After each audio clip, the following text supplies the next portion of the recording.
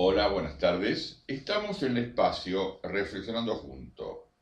Hoy es jueves, son las 18:09 de jueves 19 de julio. Estamos un día del Día del Amigo. No piense más. Mañana, Mañana. Si somos crudos por ahí, no es que no queremos tener amigos. Pero bueno, es parte de la vida. Y gracias a Dios. Y lo que pasa es que el otro amigo me gustaría tocarlo, no en este programa, pero el próximo. Sí, sí. Vamos a tocar lo que es la amistad real. Bien, muy bien. Y cómo uno puede usar el término ese para ocultar cosas. Pero bueno, ya lo vamos a tocar en su momento. Exacto. Estamos en el espacio de Reflexionando Juntos, repensar lo pensado, repensar lo sentido y repensar lo actuado. Son momentos cruciales en nuestra vida, en toda la etapa de nuestra vida.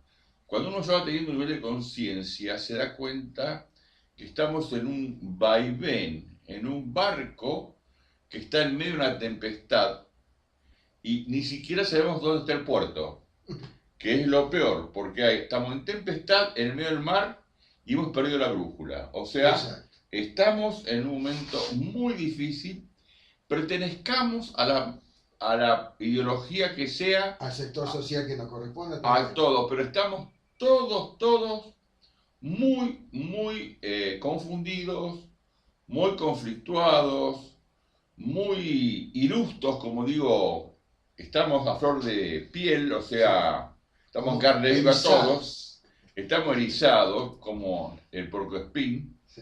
Entonces tenemos que tener mucho cuidado. La reflexión es lo que nos va a permitir entender esta realidad, que hay cosas que no vamos a poder manejar, que no podemos resolverlas como son nuestros deseos, pero sí tal vez poder amoldarnos en una conducta homeostática, o sea, plástica, para moldarlo en estos momentos de tempestad y saber cómo poder navegar estas aguas tumultuosas con viento, lluvia, piedra y lo que nos toca a cada uno.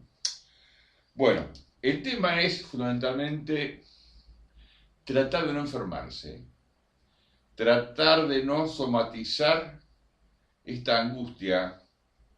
Yo tengo muchas relaciones con mucha gente de gran franja etaria y de gran amplitud económica e ideológica. Por mi forma de ser, me toca esto en mi vida. Y veo cómo están padeciendo tanta gente y tanta gente enfermando, sobre todo aquellas personas que quieren tener el control de todo, como si uno pudiera controlar todas las variables de lo que es nuestra vida. Es un momento difícil, realmente difícil. Bueno, lo que sí, la reunión pasada, ¿vos querés decir algo antes de empezar? No, me gustó eso de control, así, porque yo lo tomo y bueno, te tiro un dato, bueno, vos lo vas a desarrollar quizás de otra manera, pero yo creo que esta hipersensibilidad sobre el racionalismo, incluso que el hombre es el centro de todo, incluso tomando la postura nietzscheana, Dios ha muerto, vive el hombre, como que el hombre es creador de todo, creador de su destino, tiene todo adentro, todos los aspectos como para desarrollar su total libertad. Yo creo que es uno de esos aspectos que lo lleva cada vez a no poder soportar nada, porque es él, no existe algo más allá. Creo que se desarrolló mucho eso y creo que sea lo que sea, uno crea en lo que crea, pero en lo espiritual ayuda mucho, Sí, ayuda a totalmente. acercar esa otra franja que está el ser humano para que reconstituir tu humanidad y aceptar tu realidad, sea dolorosa o no. Mucha gente, los que son creyentes y creen en un Dios y creen en un destino, Sí, es como un alivio. No sé si es real o no, claro. Sí, se que habla del exista, fin de los tiempos, pero que el tiempo realmente que haya una creencia, que haya una fe, permite mejor transitar estos momentos. Bueno, lo que sí quiero tocar el término que mandaron una información o un extracto sobre aporofobia. Acordémonos que le tocó Víctor, sí. que aporofobia era lo que trajo una psicóloga o socióloga Una filósofa española, Adela Cortino, no, Cortina, Cortina, exactamente. Adela Cortina. En el 2017 la Real Academia Española lo aceptó como un término que explicaba sobre el tema del rechazo, el odio el odio a a los pobres, pobres. odio a los pobres. Es realmente muy interesante. Yo nunca había percatado, nunca había vislumbrado, sí el desprecio, sí el no juntarme, pero no el odio. Y el costo que paga por tener ese odio mucha gente. Y acá una mujer, una Paula Canelo, doctora en ciencias políticas sociales, perdón, doctora en ciencias sociales, magíster en ciencias políticas, licenciada en sociología, argentina, hizo un trabajo interesante y yo traje algunos párrafos para poder entender. Yo lo que le pido es que trate de no fijarse si es macrista o kirchnerista o lo que sea, trate de mirarlo como una observación de la realidad para que vea la mirada de esta persona y cómo nos muestra esta señora, esta doctora, a esta sociedad. Y yo extracté una cosa. Ella quiere mostrar cómo se utiliza el tema del odio de los pobres. La llegada de una factura de luz impagable no es el final de la adhesión al macrismo. Al contrario, es lo que le explica. Es el precio que muchos pagan voluntariamente para mantenerse a salvo de los otros, la que no pueden pagarlos. Otra. ¿En qué consiste este pacto? Por un lado, estos votantes aceptan sin vueltas una reducción de su poder adquisitivo, más o menos significativa, de acuerdo al caso. Por otro lado, el gobierno promete mantenerlo a salvo del achicamiento de las distancias sociales, a salvo de tener que mandar a sus hijos a la misma escuela, al mismo hospital, al mismo club, a los hijos de los sectores populares, de los pobres, y pide perdón a sus colegas sociólogos. ¿Me van siguiendo el razonamiento? Sí, sí. Va de ese razonamiento. Solemos considerar a este votante como irracional, preguntándonos, ¿cómo va a votar un gobierno que los empobrece? Es que no se dan cuenta. Ya van a ver cuando no puedan pagar las tarifas de la luz, del gas, de la prepaga. Pero insiste que es el precio que se paga voluntariamente para estar a salvo de los pobres. Sin embargo, y a la luz de los hechos cotidianos, creo que es hora de que abandonemos estas acusaciones de irracionalidad. O sea, se sostiene que no son irracionales. Son interpretaciones economicistas o materialistas que a los sociólogos nos gustan tanto. El fin de este despojo, curiosamente, asistido por el despojado, no va a empezar cuando éste no pueda pagar la factura de luz, ni cuando no pueda pagar la prepaga, ni cuando no pueda pagar la escuela privada y todo eso, etcétera. Porque precisamente estas facturas impagables son el precio que paga voluntariamente para mantenerse al salvo del otro, del pobre. Que no dudemos, a este paso va a ser lejos el primero que lo va a poder pagar y de pensar a transformarse en un número de UCA. UCA, la Universidad Católica Argentina, es donde están todo el censo de los pobres de la iglesia. El malestar de los adherentes al macrismo va a empezar cuando el gobierno deje de garantizar el mantenimiento de las jerarquías y de las distancias sociales, del orden de clase que había sido puesto en tensión por las políticas de inclusión del kirchnerismo, más allá de todos sus errores. Ella sostiene que mientras el macrismo, una análisis política está haciendo ella, no adheriendo a un concepto o al otro, mientras el macrismo permanezca haciendo las diferencias sociales de clase, va a seguir mucha gente votándola voluntariamente. Muestra ahí la desnudez de clase, digamos, porque justamente el macrismo es más permeable a lo que dictamina el mercado. Es decir, donde se maneja el dinero, se maneja el verdadero factor de poder. Mientras que el kirchnerismo sí también adhiere, es bien capitalista, pero en cierta medida, desde lo que se llama ahora otro término que se puso en la Real Academia Española, el populismo, en el 2016, un año antes, implica que, bueno, tiene cierta sensibilidad, o tapa, digamos, tapa un poco ese desprecio a los pobres con una indirecta, utilizándolos.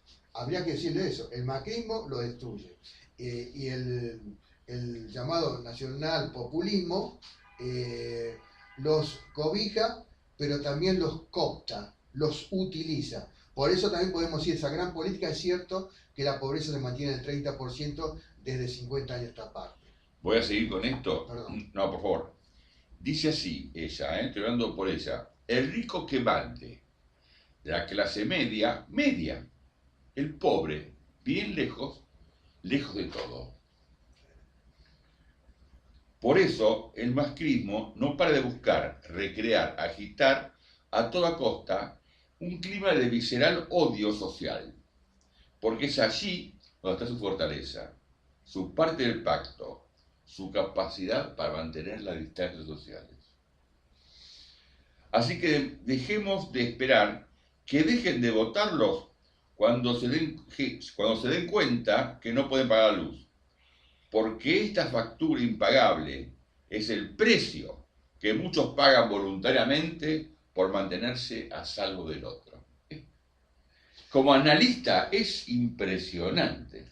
Yo ahora lo traspolo para que no me digan uno está en un lado o en otro, o son los dos. Sí son los dos. No dicen que Donald Trump es populista. ¿Y qué ha hecho con los mexicanos? Los echa a todos, no solo los discrimina, sino que quiere justamente echarlos.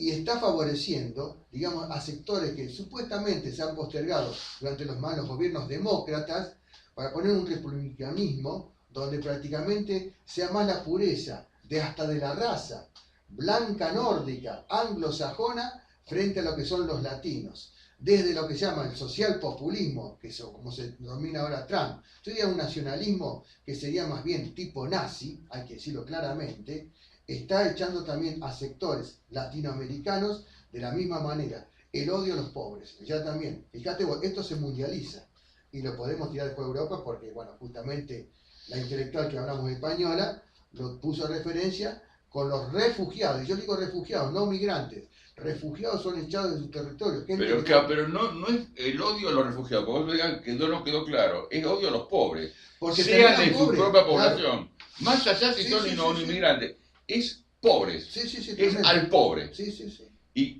Pero lo de Trump yo creo que está, yo escribí también algo, pues de Trump está un poco... Sí, vos que viste ¿dónde vivimos en este mundo? Tantas contradicciones. Cambalache. Vos fijate que ahora delante de Putin dijo que Putin no intervino en las elecciones internas que lo favorecieron a él, porque Putin dijo que no, contra toda la información que le dio la FBI y la CIA. Eso en Helsinki fue. Claro, volvió a Estados Unidos y reculó de vuelta. Que se confundió. Estamos hablando del presidente de Estados Unidos, el que tiene el botón de la bomba, la puta madre. Pero ubiquémonos, José, está en todo el mundo esto, no es nomás Durán Barba que inventó esto. Es la ideología de la posverdad, la globalización o la posglobalización, es la posverdad, es decir, es la mentira directa. Te van a mentir y vos van a aceptar esto, es decir, mientras estén los pobres lejos, poneme impuestos, yo soy feliz igual, quiero ser libre. ¿Libre de qué?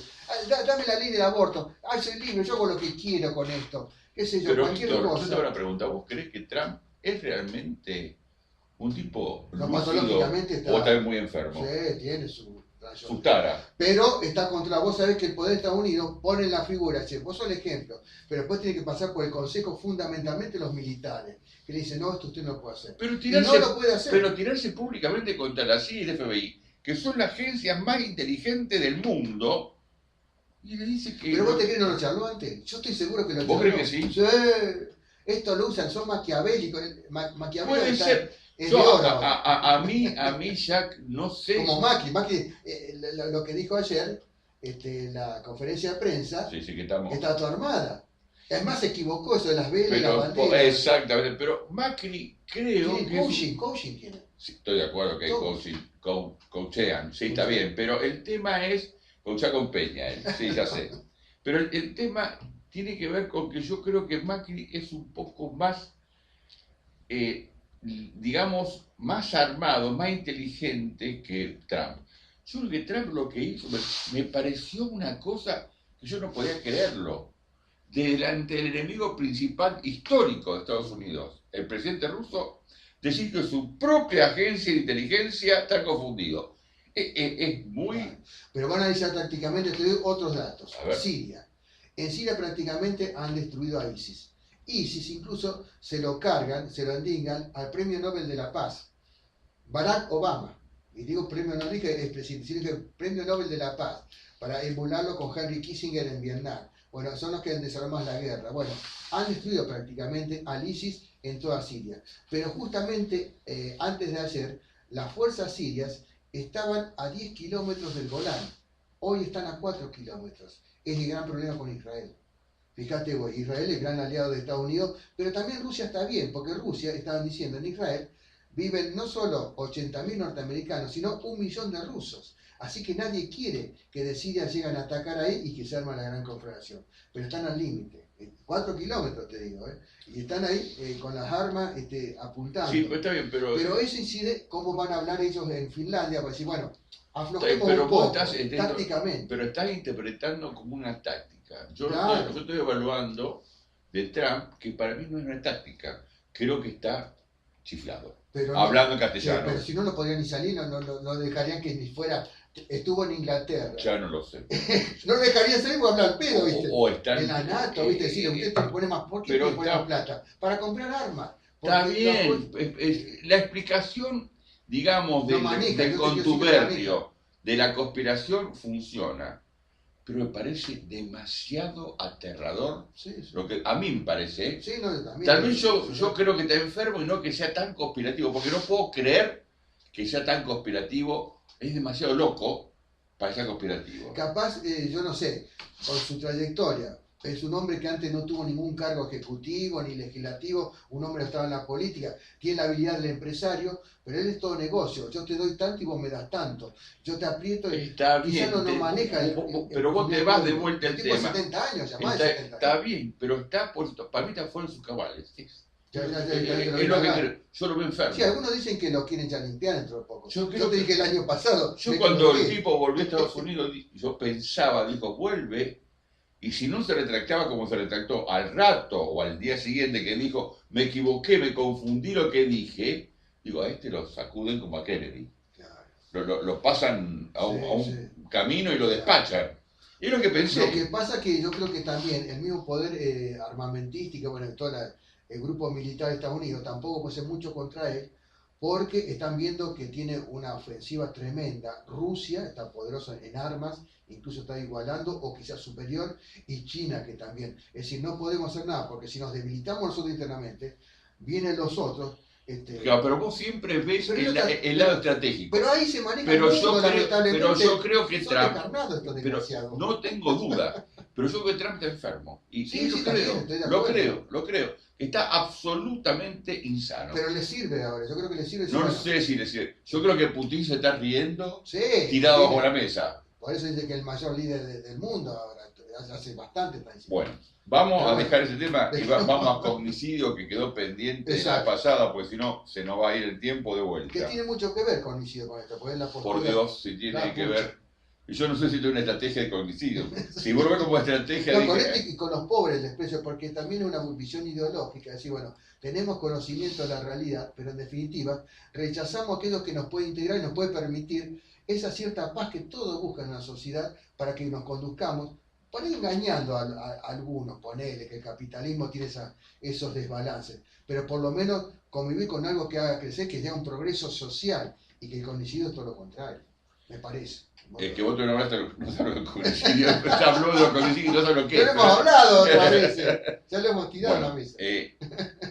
Vamos a ver que no cognicidio es un término que tiene una acepción, pero yo le di otra vuelta, y esta vuelta es un concepto que enmarca otra forma de ver la realidad, como fue aporofobia en su momento, yo lo hice con cognicidio. Todas las tiranías quemaron libros que no estaban en la línea de su ideología. Las religiones, en general, recomiendan leer cierta biografía y no otra. Lo realizan obligando a estudiar ciertas cosas y negando el acceso a fuentes de conocimiento que plantean diferencias con el dogma de los poderosos. Dogma es aquello que se da como cierto, que no se discute. Ideas absolutas, cerradas. La quema de libros en diversos periodos del tiempo de la humanidad, lo vimos con Hitler, con Stalin, con el proceso militar y con muchísimos ejemplos más. El Principito. Y todavía no entré con la iglesia. El Principito aquí en... Me acuerdo que en el proceso militar de la Argentina, había autores y materias que no se daban. Por ejemplo, matemática binaria. Matemática moderna, claro. Yo no podía, cuando estudiaba contador, no podíamos leer El Capital de Marx, no podíamos leerlo. Y había fuentes que se podían leer sobre Marx si el autor hablaba sobre Marx y era una tendencia americana. Claro. Pero no podíamos leer a Marx. Exacto. Podías leer Hernández Arrighi. Ni tampoco Hegel, ni el Antidiuri, ni tantos libros que había. Estos son solo un ejemplo cómo no se quiere educar, sino domesticar a la gente para que puedan tener el mismo discurso que los poderosos de turno. Entonces era una forma de cercenar y amputar la posibilidad de conocimiento, porque el conocimiento es toda una amplitud de bagaje de información en la que uno puede abrevar de ese conocimiento, de esa fuente, y poco a poco ir entendiendo y eligiendo lo que mejor le parezca. El ejemplo de las religiones monoteístas es muy paradigmático. Las religiones monoteístas todas se basan en el Antiguo Testamento y en el Nuevo Testamento. Sí. El Antiguo Testamento es la judía y todo lo demás el Antiguo Testamento. En el Nuevo Testamento. Pero los testigos que va por ahí en el Nuevo Testamento. Claro, pero lo interesante de esto, es que cada uno de estas religiones, los adventistas, los cristianos, los luteranos, los bautistas, los judíos, tienen acepciones diferentes de la Biblia. Es decir, no usan toda la misma Biblia, aunque se llame Biblia, porque usan traducciones diferentes. Y acá es lo interesante, porque en hebreo se escribió únicamente en la mayor parte del Antiguo Testamento. En arameo se escribieron Tobías, Judith, fragmentos de Esdras, Daniel, Jeremías y Génesis, el original de San Mateo. En griego se escribió el libro de sabiduría, el segundo de Macabeo, el eclesiástico, parte del libro de Esther y de Daniel. El Nuevo Testamento, excepto el original de San Mateo. Entonces, además de esto, es interesante explicarlo claro, a ver si puedo ser claro. En hebreo no existen las vocales, existen las consonantes. Las vocales son lo que llaman nekudot, que son puntitos que están abajo de las consonantes. Por ejemplo, la A puede ser una rayita abajo una consonante. Eso es como se escribo mamá. Mamá escribo la M, y abajo de la M una rayita que es la A, y abajo de la otra M, A, que es rayita. Mamá. Pero he aquí que empezaron a escribir sin las vocales. Entonces empezó a cambiar la interpretación. Si yo tengo MM, puede ser mima, moma, mamé, mumó, momó, memo. Es decir, primero se partió del Dios absoluto, Yahvé, que no tenía vocales, porque era el nombre, sobre todo nombre, no se podía nombrar. No se podía nombrar. Pero vos lo que hablas quizás en la época del pueblo hebreo, así cuando empiezan las vocales, es porque las grandes persecuciones, y por eso eran como documentos secretos. Hablemos, claro, como si fuera así ahora. Por eso la Biblia hay toda una parte hermética, y hay dos Biblias, eso es lo que apuntaba, hay dos Biblias. Una Biblia exotérica y una Biblia exo y eso. Y esotérica. La exo es para todo el mundo y la otra es privada para adentro. Se llama, los griegos le decían entre columnas, que nada podía salir de lo que se hablaba en ese lugar. Perdona, yo reconozco, me voy más a la actual, reconozco que de las Biblias, sobre todo protestantes o de la Reforma, digamos de la Reforma, ante todo, vienen de traducciones inglesas. El inglés ha traído del griego y todo eso, saltó al inglés y recién al castellano. La famosa Reina Valera, que yo he leído en 1960, es una traducción del inglés, así que bueno, hay varios. Pero, Yo te respeto no, tenés pero razón, cómo inclusive, varía no, eso. pero en inglés hay varias Biblias también. Sí, sí, No es sí. una sola. Pero te digo eso de lo más grueso. Claro, pero es que hay Bautista, palabras que... presbiteriano. Pero justamente ahí es el tema, que cada Biblia, cada religión tiene su Biblia para acendrarse y asentarse. Yo acá tengo 4 o 5 Biblias distintas. Y son todas... Hay Claro, yo tengo párrafos. la Vulgata, que es que sería el latín, digamos, que viene de San Jerónimo, fue el primero que Claro, pero es trajo una el año Biblia 200. diferente a la que están usando los Claro, judíos en el Antiguo Testamento. sí, sí, Entonces, sí. cada uno tiene su propia Biblia. Entonces, esto vemos cómo y usan y obligan a los fieles de esas religiones a usar exclusivamente esa Biblia. No pueden usar otra. Ahora, entonces, era una forma de centrar el conocimiento solamente en aquellas cosas en la cual los gobernantes, los poderosos, los sabios, entre comillas, de esas comunidades aceptaban que era lo cierto. Lo demás era todo mentira. Y no dejaban al pueblo, al vulgo, Claro, la vulgata, a exactamente. no entrar para que no haya discusión de ese tema. Bueno, entonces, acá, perdón un segundo. La ideología es una función total de una relación espacio-tiempo. Todo lo que voy transmitiendo a las próximas generaciones, que es la base de lo que es la educación, transmitir los valores Exacto. a las nuevas generaciones, es lo que interesa para que el establishment, los poderosos dominen. Entonces hay mucha gente que es útil a esto, pero yo creo que no son útiles, son idiotas útiles. Y cuanto más seguro, cuanto más certero, cuanto menos dudas, más útiles y más idiotas son. Claro, se esclavizan, pongamos. Yo porque Pero ni vuelvo a la siquiera se antigüedad. dan cuenta No, que no, son no. esclavos. No, no. No se dan cuenta. Porque todo esto, te digo, José, por agregar un elemento más. Vos sabés dónde se inició la escolástica, bueno, por las escuelas. Y la primera escuela fue la de Platón. Después de que Sócrates habló, que no escribió nada, fue Platón. ¿Y Platón qué hacía?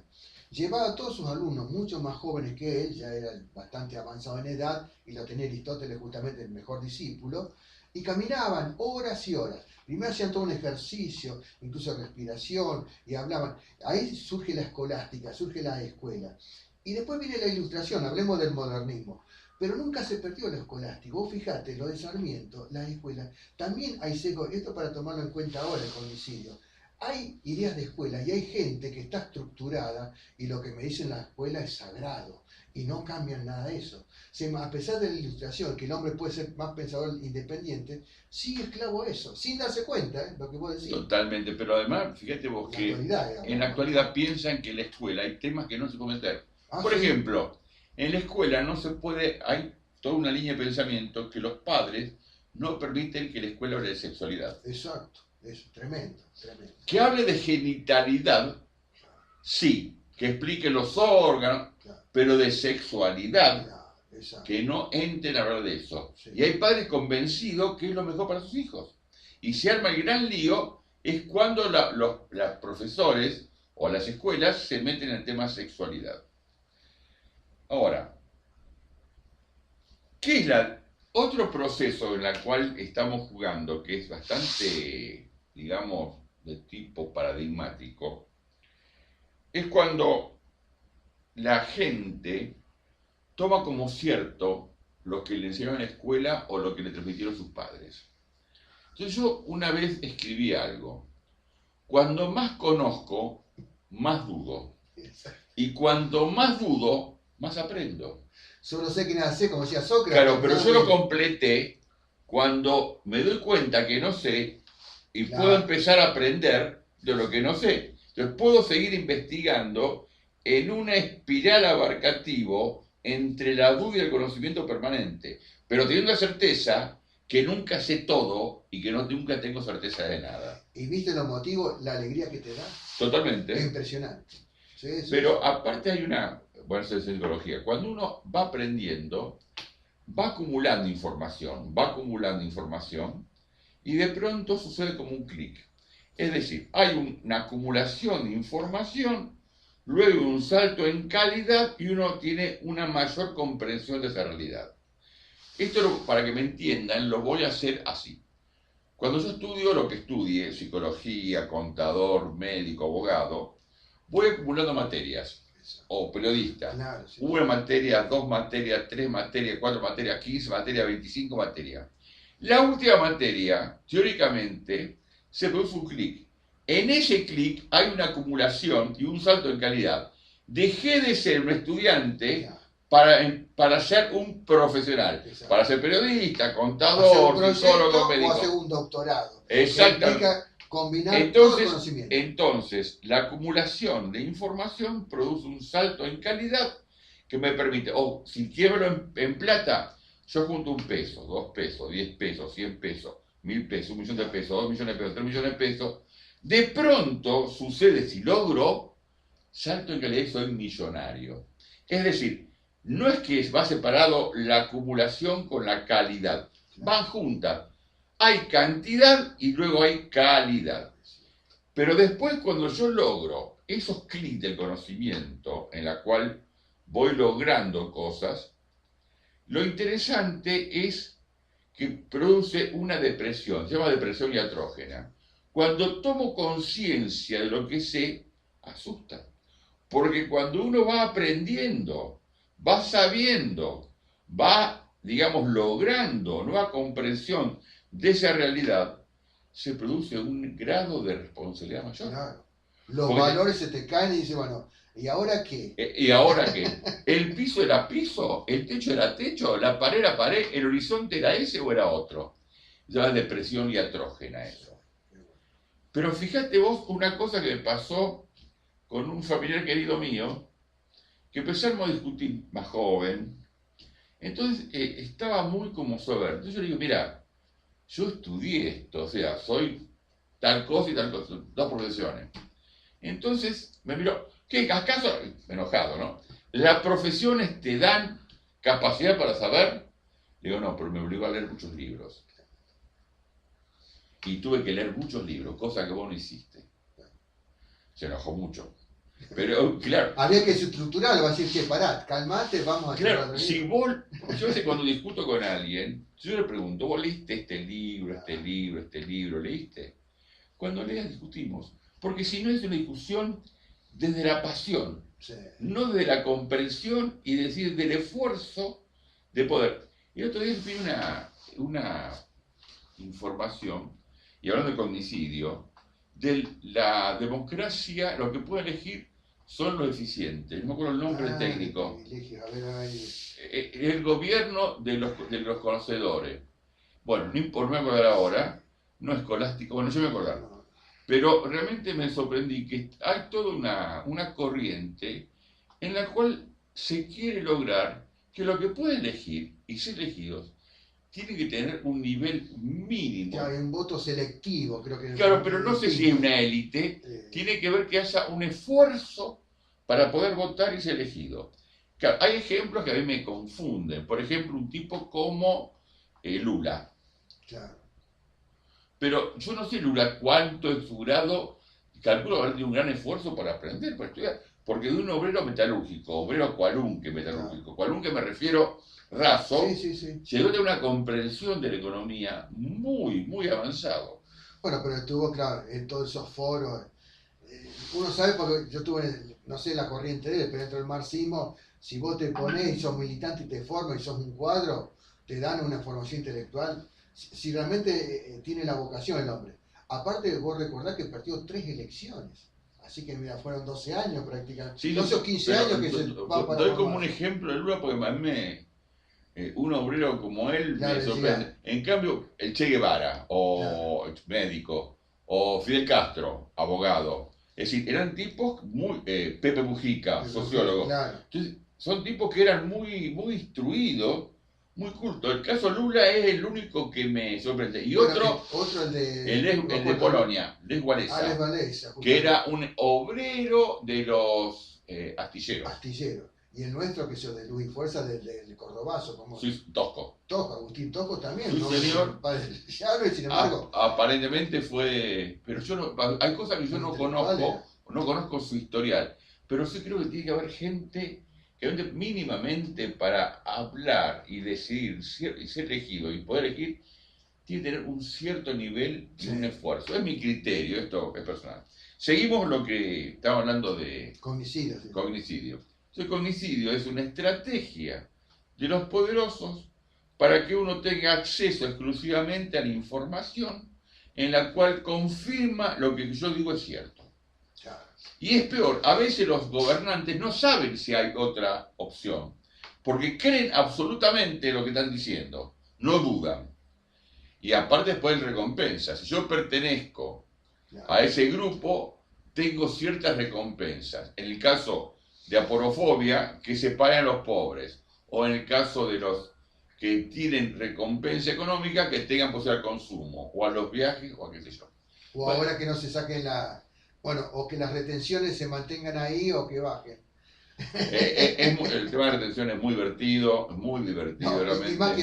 y Macri que no va a ir a la reunión de la sociedad rural, ya impacta, no se va a hacer presente, va a estar Pero es que no saben, no saben si bajan las retenciones.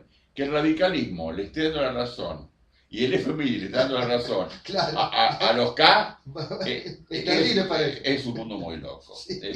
Por eso, más que nunca, reflexionemos, no se aten a ningún dogma, miren, estén atentos y no se calienten ni se enamoren de nadie a nivel, me refiero, político e ideológico. Tengan cuidado. Bueno, Víctor, estamos llegando al fin, llegamos al fin. ¿Algo más vos querés decir? Yo, bueno, quedó eso de Martín Caparrós, el tema de Sí, hambre. Pero lo dejamos para el próximo. Lo dejamos para el próximo. Pues si nos quedan... yo quiero mostrar de los periodistas, así, bueno, la deplorable formación que también lleva esto al cognicidio, Totalmente. ¿no? Los playitos que son, y todos los programas de televisión fundamentalmente que conducen, sobre todo gente de mediana edad, porque ya los chicos, ya directamente, perdón que diga este término, ya están casi alienados con las redes. Las redes les venden cualquier cosa. Hay verdades y hay mentiras atroces. Y se han acordado de los jóvenes de 25 para abajo, las redes. ¿Qué van a mirar televisión? Pero ojo que las redes también... Digo en la mayoría, ¿no? Pero ojo que las redes, si uno investiga en las redes sirven para investigar. Lo que pasa es que a la más joven lamentablemente no le han dado las herramientas. Si tienen un mayor y los escuchan, puede ser que adopten ese camino. Pero si no, prácticamente... lo tienen chupado algunos. ¿Sabes qué pasa? Con el Instagram, con el... Está bien, pero yo, por ejemplo, hoy recibí de un amigo mío psicólogo, mayor que yo, profe de psicología en la facu. Amigo. Entonces me mandó un poema y yo cuando leí ese poema, digo, esto no es decía que era de Borges. Y uno leyó Borges. Han puesto tanta Borges. Entonces, uno lee Borges, yo leí, por más algo de Borges leí, sí. Y digo, esto no es el léxico de Borges. Claro. Entonces le mando, mirá, fíjate tal cosa, y después busqué por internet, claro, a ver si era de otra mina americana, Es un poema, hay dos poemas muy conocidos en la cual he vivido, me he divertido, no he comido lo suficiente. No, sí. Ese no es de Borges, es una mina que se llama Agres, bueno, no sé, una americana, o Stanley, no sé cómo se llama. Pero realmente, tipos grandes que se comen, vos decís los chicos, pero hay gente mayor, informada, entre comillas, que lo que ven en las redes lo reenvían y lo toman como cierto. Sí, son nubinas, sí es cierto. Sí.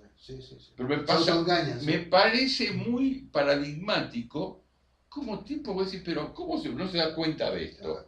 Claro. Me pasó ya con varios y por ahí digo, bueno, ya no digo más nada, porque sienten que vos lo estás desnudando, le estás diciendo, che, no seas tonto. Claro, no sabes nada, se sienten mal en su propio... En su ego. Bueno, Víctor, vamos a cortar acá. Cortamos aquí. Feliz Día del Amigo a todos. Feliz Día del Amigo. Nos estamos viendo el próximo jueves a las 18 horas, si Dios quiere. Como siempre, cualquier información, jgerman@fiverr.com.ar, o información, crítica, lo que quieran, o por Facebook en línea privada o pública, o mi celu 156-382-997. Muchas gracias. Hasta el próximo encuentro.